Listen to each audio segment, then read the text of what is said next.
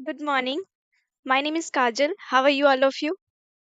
आज जो है ना, वो मैं कुछ बहुत अलग डिफरेंट लाई हूँ आप लोगों के लिए। आप लोगों को क्या करना है, एक डिसिप्लिन मेंटेन करवाऊंगी। जस्ट अ सिंगल वर्ड, आप लोगों को रोज एक सिंगल वर्ड याद करना है। आई होप बहुत ही इजी साउंड कर रहा है ना, कि ये तो बहुत इजी है। यही तो हम भी चाहते हैं कि आप लोगों के लिए ये इजी ही फील हो। बट जब आप देख लेंगे पूरा वीडियो, उसके बाद आपको रियलाइजेशन होगा कि वो एक वर्ड था, मतलब एक मीनिंग, एक चीज, राइट? बट उसके रिलेट आप क्या क्या जानिएगा, उस वर्ड से डिफरेंट डिफरेंट थिंग जानिएगा। तो उसके बाद एक अलग से रियलाइजेशन क्या आएगा कि हाँ, मैं सीखा तो हूँ, लेकिन मैं एक वर्ड नहीं सीखा हूँ, मैं बहुत कुछ सीखा हूँ। वो फील आएगा, और जब वो फील आएगा ना, तो कॉन्फिडेंट आएगा। ठीक है? तो अभी क्या है कि आपको एक वर्ड पढ़ना है और मैं आपको पढ़ा के सुनाऊंगी। इससे क्या होगा कि आपका एक प्रोनाउंसिएशन हैबिट भी होगा। ठीक है, किस तरह पढ़ा जाता है, और आप सेम प्रोनाउंसिएशन को फॉलो कीजिएगा। ठीक है, चलिए पढ़ते हैं। फर्स्ट जो वर्ड है वो है रूट। हम सभी को पता है रूट का मतलब होता है जड़। अब ये तो सभी जानते हैं, बट आपको भी पता चलेगा क्या क्या आप जानते हैं और क्या क्या नहीं जानते। चलिए पढ़ते हैं। Root meanings in English and Hindi along with examples. Wow, examples भी रहेंगे। एग्जाम्पल्स, और हाँ, इमेज भी मैं इंक्लूड की हूँ। इससे क्या है कि आप और भी चीजों को अच्छे से समझिएगा। ठीक है, चलिए पढ़ते हैं। Root English meaning: the underground part of a plant that anchors it to the ground and absorbs water and nutrients। ठीक है, अब क्या है कि ये जो है, ज्यादा नहीं बढ़ाते हैं कि इसका हिंदी मीनिंग हम नहीं पढ़ रहे। ये ऐसा है कि ये आपको भी पता है कि ये जमीन के नीचे होता है। ठीक है, और ये क्या है, इसे जमीन से स्थिरता मिलती है। एंकर्स मीन्स स्थिरता। और जो अब्जॉर्ब करता है, वो क्या करता है, ग्राउंड में क्या करता है, साथ ही पानी और पोषक तत्वों को अवशोषित करता है। ठीक है, ऑब्वियसली हम पानी कहाँ से डालते हैं, ऊपर डालते हैं, लेकिन वो कहाँ जाता है, नीचे। ठीक है, फिर वो जो उसको अब्जॉर्ब मिलता है, और जिसको पोषक तत्व बोलते हैं, न्यूट्रिएंट्स। ठीक है, वो कहाँ, ऊपर से आता है। ठीक है, तो वो नीचे जाता है। एग्जाम्पल देते हैं, the trees roots go deep into the soil. Soil means क्या होता है, मिट्टी, राइट? वृक्ष की जड़ें मिट्टी में गहरे जाती है। सही बात है कि देखिए कितना गहरा जाता है। ठीक है, सेकेंड वर्ड का मतलब क्या है, सॉरी सेकेंड वर्ड नहीं है, second meaning of root: origin और सोर्स। मतलब मूल सूत्र क्या है। ठीक है, इंग्लिश मीनिंग देखूं: द कॉज, सोर्स और ओरिजिन ऑफ समथिंग। मीन्स इसका क्या है, सोर्स होता है कोई कारण, सोर्स का। कॉज मीन्स क्या होता है, कारण। ठीक है, सोर्स स्रोत, और ओरिजिन मीन्स उत्पत्ति। क्या क्या होता है, एग्जाम्पल से समझते हैं। The root of the problem lies in poor communication. समस्या की जड़ खराब संचार में है। संचार का मतलब क्या होता है, कम्युनिकेशन। मतलब यहाँ हम लोग बोलते हैं ना, तुम सारी प्रॉब्लम की जड़ तुम हो, तुम्हारे वजह से सब कुछ हुआ है। तो यहाँ हम डिफरेंट मीनिंग ले रहे हैं कि जो भी प्रॉब्लम आ रही है ना, वो पुअर कम्युनिकेशन की वजह से हुआ है। देखिए यहाँ इमेज से क्या पता चल रहा है, ये दोनों एक दूसरे से मे बी अच्छे टाइप में थे, मीन्स बात करते थे, फ्रेंडशिप अच्छा था। बट आज ये लोग एक दूसरे को देख नहीं रहे। क्यों? क्योंकि कुछ पुअर कम्युनिकेशन हुआ, या तो ये इसको गलत समझ रही होगी, या तो ये मतलब कुछ मतलब जो कम्युनिकेशन था वो क्लियर नहीं है। तो कभी कभी क्या होता है, वो प्रॉब्लम में बन जाता है, और जो प्रॉब्लम बन जाता है तो वो रूट कॉज हो जाता है। ठीक है, आई होप समझ में आया होगा। मजा आ रहा है ना, कि हम तो रूट मतलब जड़ जानते थे, लेकिन अब क्या है कि इंग्लिश में इसे समस्या की जड़ भी कहते हैं। Next, third meaning, mathematics. हमें पता है, हम जानते भी हैं, यूज भी करते हैं, लेकिन वो कभी माइंड में क्लिक नहीं किया, ये लॉजिक क्यों होता है एक वर्ड का। रूट तो हम लोग जड़ को बोलते हैं, लेकिन मैथमेटिक्स में भी इस जो सिंबल है उसको रूट बोलते हैं। चलिए पढ़ते हैं। A number that when multiplied by itself a certain number of times gives a specified result. For example, the square root of 9 is 3. ठीक है, एग्जाम्पल स्क्वायर क्या बोलते हैं, this one as already told you. ठीक है, means square क्या होता है कि 9 इंटू 9, ठीक है, इजिकल टू क्या होगा, 9 इंटू 9 क्या होगा 81। 3 इंटू 3 इजिकल टू व्हाट क्या होता है 9। तो दीज आर स्क्वायर रूट, और उसको क्या बोलते हैं, the square root of 16 is 4। 4 का जो स्क्वायर रूट होता है मीन्स 2 गुना वो 16 होता है। ठीक है, अब फोर्थ वर्ड का मीन्स फोर्थ मीनिंग क्या है, लिंग्विस्टिक्स। लिंग्विस्टिक्स का क्या मतलब होता है कि वो जो ज्ञान, ठीक है, ज्ञान से मतलब ज्ञान प्रसार होता है। अब यहाँ क्या है कि the base form of a word from which other words can be form by adding prefixes और सफिक्सेस। अब प्रीफिक्सेस सफिक्सेस क्या होता है, उपसर्ग। प्रीफिक्सेस मतलब होता है प्रत्यय और सफिक्सेस मतलब होता है उपसर्ग। ठीक है, अब ये क्या है कि मैं एग्जांपल दूं तो ठीक है, हम देते हैं एग्जांपल, तो है ही और भी आसान होगा। The root of the word unhappiness is happy. अब क्या है कि शब्द अनहैप्पीनेस का मूल रूप, अब यहाँ क्या है, देखिए मैं जो रेड रेड की हूँ ना, आप इतना बड़ा बड़ा सोच के उसको स्किप मत कीजिएगा। अगर इंग्लिश पढ़ रहे तो एक वर्ड का अगर मतलब जानना है तो मैं उसको देखिएगा, हर वर्ड में एक रेड मार्क की हूँ। ठीक है, कोई अगर उतना बड़ा नहीं पढ़ना चाहता, अच्छे से नहीं समझना आता है, शॉर्टकट लेना चाहता है, स्मार्टली वर्क करना चाहता है, तो ठीक है स्मार्टली वर्क कीजिए।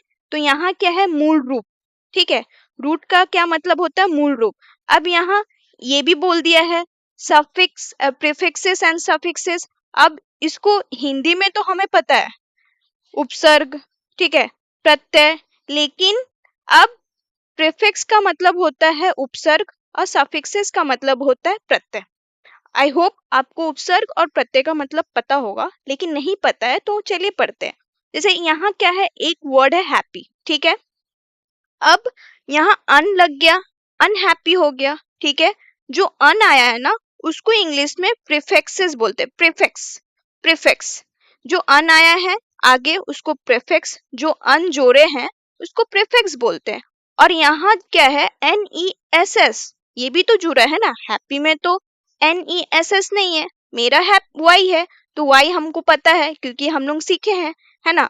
तो वाई कहाँ कन्वर्ट हो जाता है, आई में, और NES क्या है, नेस ऐड हुआ है, जो उसको बोलते हैं सफिक्स। ठीक है, तो वही जो आगे जुड़े उसको प्रीफिक्स बोलते हैं, जो पीछे जुड़े उसको सफिक्स बोलते हैं। लेकिन वहां क्या है कि ये किस वर्ड से आगे पीछे जुड़ा है, हैप्पी से, तो वही बोल रहा है कि the root of the word unhappiness is happy. समझ में आया कि ये लिंग्विस्टिक होता है, मतलब जोड़ता है। ठीक है, अब फिफ्थ मीनिंग, तो यहाँ क्या होता है, इन कंप्यूटिंग। अब रूट का इन कंप्यूटिंग, इसका मतलब जो है ना वो बहुत अच्छे से समझेंगे जो एडमिनिस्ट्रेटर है आईटी में, ठीक है, एक्सेस करता है। अब यहाँ क्या है कि यहाँ ये कोडिंग होता है, रूट कोडिंग। ठीक है, लिनक्स यूनिक्स ये सब होता है, जिससे विंडो, हम लोग जो भी काम करते हैं विंडो में काम करते हैं, उसी तरह लिनक्स भी एक सॉफ्टवेयर है जहाँ काम होता है। ठीक है, अब यहाँ क्या है कि अगर एग्जाम्पल दूं आप लोगों को, कुछ नहीं, जस्ट एक नॉर्मल याद करना है। रूट एक यूजर होता है जो लिनक्स सिस्टम में काम आता है। ठीक है, यूजुअली हम लोग विंडो में काम करते हैं, और जो एडमिनिस्ट्रेटर होता है लिनक्स एडमिनिस्ट्रेटर, वो लोग लिनक्स में काम करता है। तो यहाँ क्या एग्जाम्पल देती हूँ, I need root access to install this software. हम लोग कोई भी सॉफ्टवेयर एप्लीकेशन करते हैं, विंडो में जाते हैं या कुछ एप्लीकेशन डाउनलोड करते हैं उसको, लेकिन वहाँ क्या होता है, जो उस डिपार्टमेंट में जॉब करते हैं या वर्क करते हैं, तो वो लोगों को सारा एक्सेस में काम होता है। ठीक है, कुछ भी इंस्टॉल करना है एक्सेस चाहिए, विदाउट परमिशन का वो लोग काम नहीं कर पाते। तो इस तरह वो इमेज होता है। ठीक है, जो जॉब करते हैं, रिलेट जानते हैं, उनको पता है, बट स्टिल मुझे क्या है, सारा मतलब जानना है, तो ये क्यों छोड़ू मैं, राइट। इंक्लूड कीजिए इसको भी। 6 जो मीनिंग है, रूट इन म्यूजिक। अब म्यूजिक में भी रूट आता है, हमें तो पता नहीं था, इसीलिए तो बनाई हूँ ये ना video. English meaning, the fundamental note in a musical code और स्केल। अब ये कोड का क्या मतलब होता है? तार। कोड का क्या मतलब होता है? तार। जो म्यूजिकल तार होते हैं ना उसमें। अब यहाँ क्या है? The root of the code is C. संगीत ध्वनि का जो मूल स्वर होता है वो सी होता है। एक्चुअल में देखिए अल्टीमेटली ये मूल ही आया है, तो मूल एक वर्ड हो गया जहां हम लोग कैसे सारी प्रॉब्लम की मूल मतलब जड़ तुम हो, तो ये मूल क्या है? जड़। ठीक है, मूल का भी मतलब जड़ होता है, तो यही है कि आज का आपका ये है।